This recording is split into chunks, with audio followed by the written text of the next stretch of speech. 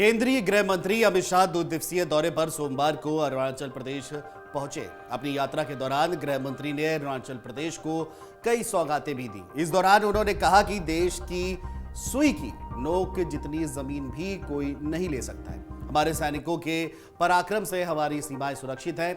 शाह ने चीन के ऐतराज के बीच अरुणाचल प्रदेश पहुंचे थे। बता दें कि शाह के अरुणाचल दौरे पर चीन ने क्यों ऐतराज जताया था, चीन के ऐतराज पर शाह ने क्या जवाब दिया, अरुणाचल को लेकर चीन से भारत का क्या विवाद रहा है, अरुणाचल का इतिहास क्या कहता है, इसकी भौगोलिक स्थिति कैसी है, इन तमाम सवालों के जवाब जानने की कोशिश करते हैं।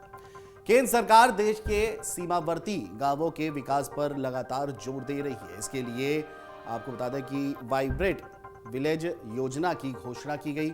इसी के तहत केंद्रीय गृह मंत्री के विविध ने वाइब्रेट विलेज प्रोग्राम और विभिन्न विकास परियोजनाओं का शुभारंभ किया। भारत के इस कदम से चीन तिलमिलाया हुआ है। दरअसल चीन अरुणाचल के कई इलाकों पर अपना दावा करता रहा है और इसी के चलते चीन ने अमित शाह के दौरे पर ऐतराज जताया था। विस्तारवादी चीन अरुणाचल पर सीमा पर अपनी हरकतों से बाज भी नहीं आता है। हाल ही में उसने अरुणाचल के कई गांवों को चीन का क्षेत्र बताकर उनके चीनी नाम जारी किए थे। भारत ने इस पर कड़ा ऐतराज जताया था। भारत की ओर से कहा गया था कि नाम बदलने से वास्तविकता नहीं बदल जाएगी। इसी तरह तिनी के बीच शाह का ये दौरा हुआ है। शाह की अरुणाचल यात्रा पर चीनी विदेश मंत्रालय की ओर से यह कहा गया कि जांगनान चीन का एक हिस्सा है। भारत के गृह मंत्री ने चीन के हिस्से जांगनान का दौरा करके चीन की क्षेत्रीय संप्रभुता का उल्लंघन किया है। चीनी विदेश विभाग ने चेतावनी भरे स्वर में कहा था कि यह दौरा सीमा पर शांति की पहल के लिए अनुकूल नहीं है। बता दें कि चीन अरुणाचल प्रदेश को जांगनान कहता है। अरुणाचल प्रदेश के किबिर्थू में केंद्रीय गृह मंत्री अमित शाह ने कहा कि पूरा देश आज अपने घरों में चैन की नींद सो सकता है क्योंकि हमारे आईटीबीपी के जवान और सेना हमारी सीमाओं पर दिन रात काम कर रही है। आज हम गर्व से ये कह सकते हैं कि हम पर बुरी नजर डालने की ताकत किसी में भी नहीं है।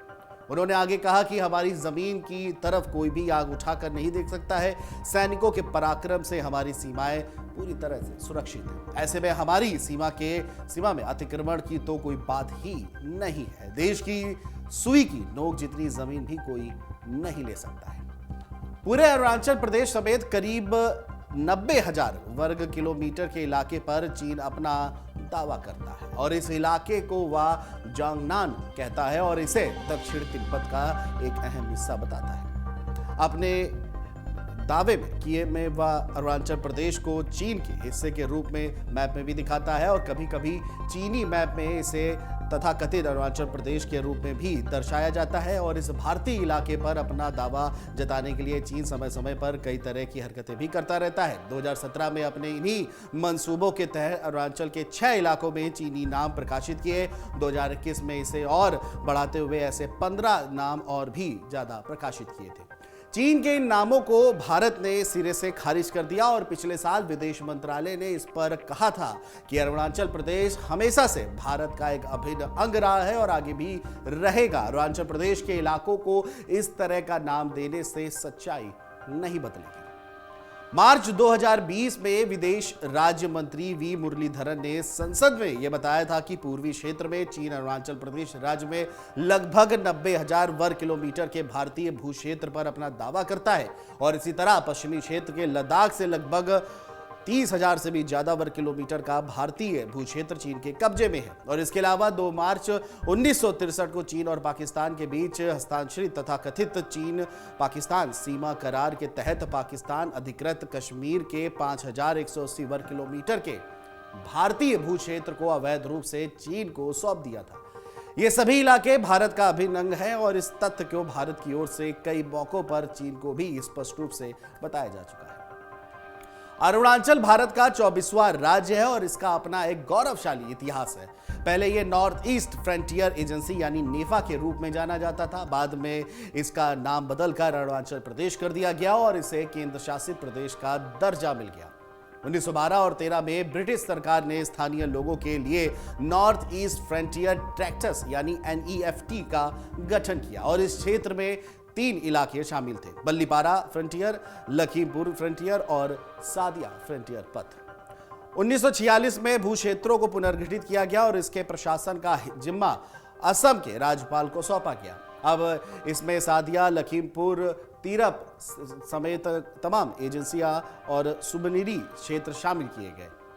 26 जनवरी 1950 में सभी मैदानी क्षेत्रों बालीपारा, तीरप, अबोर हिल जिले और मिशमी हिल्स जिले का प्रशासन असम सरकार को हस्तांतरित कर दिया गया और 1951 को क्षेत्र को फिर से पुनर्गठित किया गया और लुएनसांग फ्रंटियर डिवीजन बनाया गया। बाद में इसका नागालैंड में विलय हो गया और नॉर्थ ईस्ट फ्रंटियर रेगुलेशन 1950 की शुरुआत के बाद क्षेत्र के शेष हिस्सों को नॉर्थ ईस्ट फ्रंटियर एजेंसी नाम दिया गया। पहले तो नेफा को विदेश मंत्रालय के अधीन लाया गया और अगस्त 1965 में प्रशासन का जिम्मा गृह विभाग को सौंप दिया गया, जिसके अधीन 1972 तक रहा और इसी साल इसे केंद्र शासित प्रदेश का दर्जा भी मिला। अरुणाचल प्रदेश को 20 फरवरी 1987 को भारत के 24वें राज्य का दर्जा हासिल हुआ। अरुणाचल पर चीन की नजर आज से नहीं बल्कि दशकों से है। 1962 चीन भारत युद्ध भी चीन की इन्हीं करतूतों का एक नतीजा था। दरअसल 20 अक्टूबर 1962 को चीनी सेना ने लद्दाख और अरुणाचल प्रदेश पर एक साथ हमला किया था। युद्ध 21 नवंबर तक चला। तब चीन एक तरफा रूप से भारतीय क्षेत्रों से हट गया था। इस युद्ध में लगभग 3250 भारतीय सैनिक शहीद हुए थे और इस दौरान भारत को चीन से लगभग 43,000 वर्ग किलोमीटर की भूमि खोनी पड़ी थी। तो यह था अरुणाचल का इतिहास। अमर उजाला अब आपके टीवी पर भी। अपने स्मार्ट टीवी पर YouTube पर सर्च करें अमर उजाला, चैनल सब्सक्राइब करें और देखें ताजा खबरें, वो भी HD क्वालिटी में। और हाँ, बेल आइकन दबाना ना भूलें ताकि हर खबर हो आपके घर। अमर उजाला, निष्पक्ष, निर्भीक, निरंतर।